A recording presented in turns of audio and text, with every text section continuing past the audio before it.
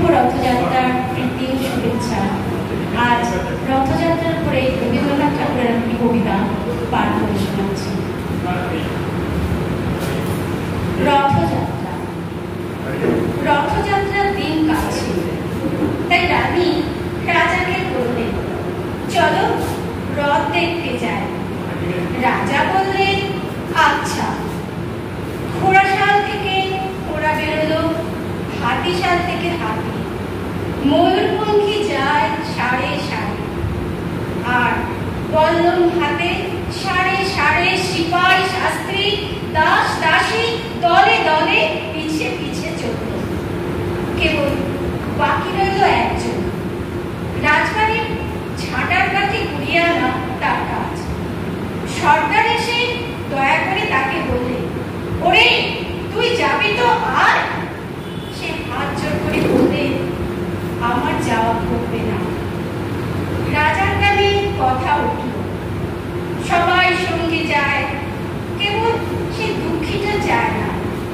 রাজা দয়া করে মন্ত্রীকে বললে, ওকে ডেকে নিও।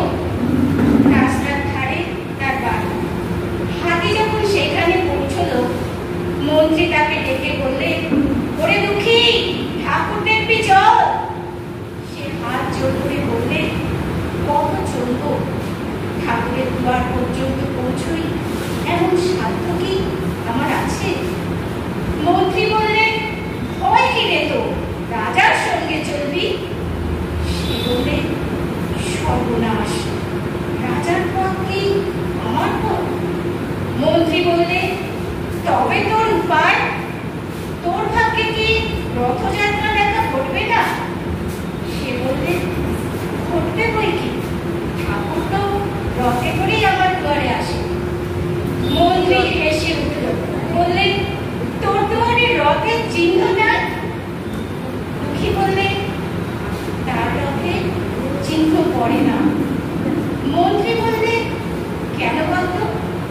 দুঃখী বললে, তিনি যে আসেন পুষ্পক রথে। মন্ত্রী বললে,